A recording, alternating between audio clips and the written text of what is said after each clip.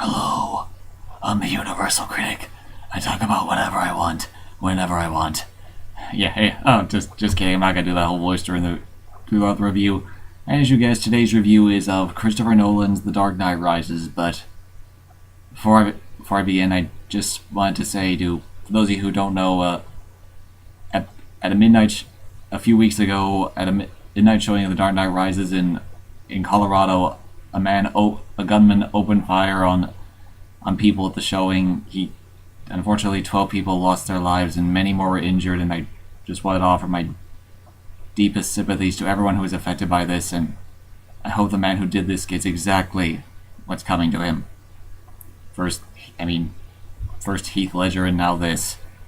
It seems Christopher Nolan's movies are always intertwined with real-life tragedy. But anyway, I just felt I had to address that. I just had to.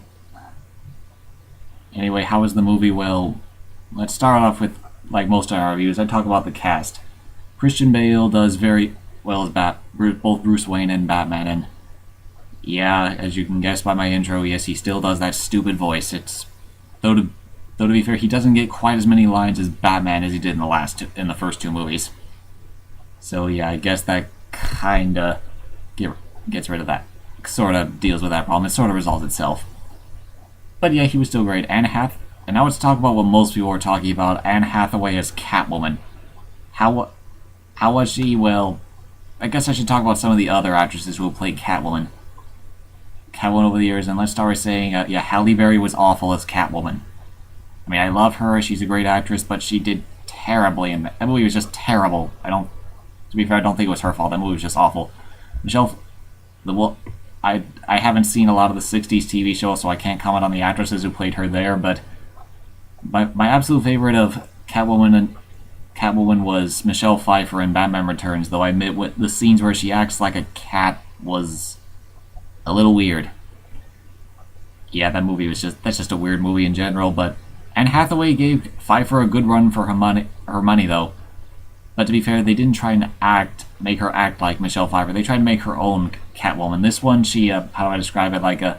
She's not completely bonkers like she was in Batman Returns, and she wasn't boring like she was in the Catwoman movie. She's sort of like this serious person. Like, she manages to switch behind, like, when she's being Selena Kyle, not the cat burglar.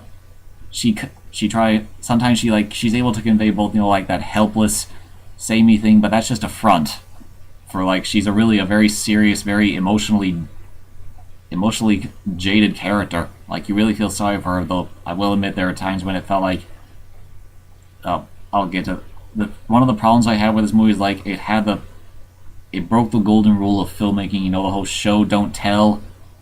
Yeah, this movie did a lot of telling where it could have just showed us. And Catwoman's backstory is a lot, but they say that she grew up very poor and she became a cat burglar just to survive, and her ultimate goal in this movie is not to become rich and famous, but to erase her past.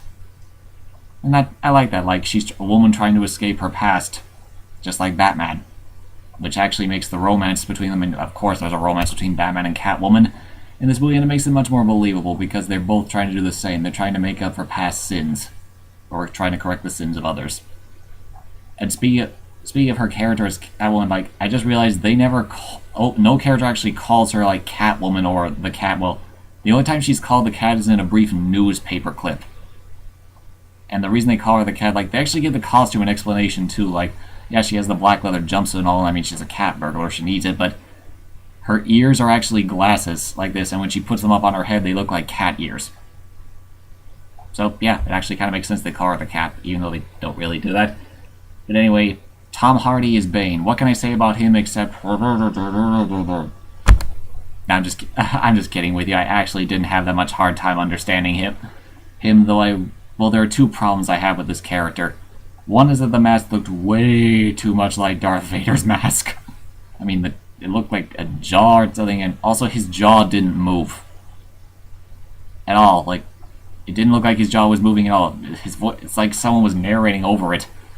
Well, actually, it was. See, when they first released the teaser trailer for this movie, a lot of people complained that they had absolutely no idea what Bane was saying, so they actually had to redub all his dialogue for this movie. And even then, it was still kind of hard to understand. Well, I didn't have that much of a problem with it. And the other problem I have with his character, well, I'll address that later because Because first, I want to talk about some of the other characters. Gary Oldman as Commissioner Gordon. Well, it's Gary Oldman. He's always great. What else can I say about that? You got Marion Cotillard as a new character, Miranda Tate, who we've never seen before in the first two movies, but she does well in this movie. She plays the. She's involved in a twist which you probably won't see coming. I'm not gonna spoil it for you, and let's just say, it's surprising, but not as surprising as the twist that it's involved with Joseph Gordon-Levitt's character, John Blake. I did not see that twist coming at all. But let's just say his character, it leaves room for not another sequel. This movie has a very definitive ending for the Batman series, but it does leave open the room for a series about another character. And to think Christopher Nolan swore that this would be his final Batman movie. Swear to me! Oh god, I had to throw that in there. I'm sorry I had to throw that in there. No, I'm not sorry. It was hilarious. It was funny. But yeah, Joseph Gordon-Levitt is a good character. It's a nice, sympathetic character, and the twist at the end was a huge shock to me. To me, at least. I don't read the comics, so maybe that was in there. But yeah, well, how was the movie as a whole? Well, let's just say it was an excellent ending to an excellent trilogy. But though to be fair, there are some problems with it. One is that the villains, while good, were nowhere near as engaging as Heath Ledger's Joker. I'm sorry, but they just weren't. And also, sometimes my cousin Cassie is a film editor in Hollywood, and she's currently working on the new Superman movie. And I told her recently that I heard a rumor that originally the Avengers, it had like 2 hours of footage cut out of it. And she said, yeah, that's common. Like, if a movie's 2 hours when it hits the theaters, it was usually originally 4 hours. Well, The Dark Knight Rises was almost 3 hours, which makes you think, what? Was this movie originally 6 hours long? Yeah, and but with the Avengers, I didn't notice that at all. The Dark Knight Rises, it was a lot more obvious that it wasn't the Avengers. Like, you can tell, like, there were subplots in this movie that were, like, either really rushed or kind of drawn out or just not explained well, or just, like... But overall, so yeah, there are a lot of subplots in this movie, and they kind of mesh in an awkward sort of way, but they all come together in the end. And it's only in parts where it feels rushed or convoluted. But overall, how was the cam? One thing that they've certainly improved on in this movie from Batman Begins was the shaky cam. In the first Batman movie, all the action sequences were filmed from extreme close-ups, and they were always shaking the camera around. So imagine if I filmed a review like this. Can you see what's going on? No, you can't. Every fight scene in Batman Begins was like that. But luckily, The Dark Knight and this film do not have that problem at all. Like, you can see greatly. The action sequences are great. You got some stuff with the bat plane. You got Catwoman riding around on the bat cycle, or maybe it's the cat cycle now.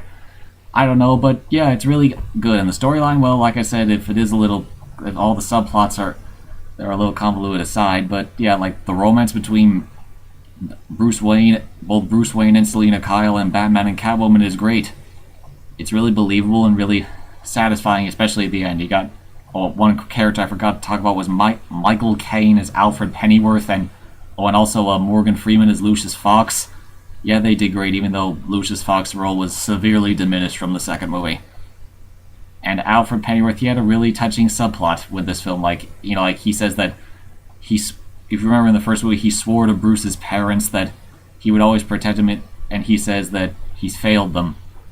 And at the end of the movie, he gets a really touching scene, not just one but two, but I can't talk about them because I don't want to spoil anything for anyone who hasn't seen this movie.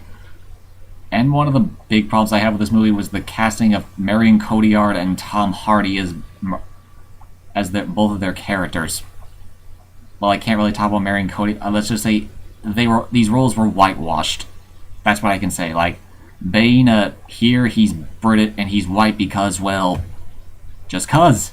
In the comics and the TV show, he's South American. Here, there is absolutely no point to making him white. What's the point of that? They don't even... They say he's from West Africa. In that case, him being white makes even less sense. Why change that? There was no point to this. I can understand, like... changing, like, the whole, like, you know, super potion thing or whatever from the comics, because Christopher Nolan hates Superman... hates superheroes that actually have powers.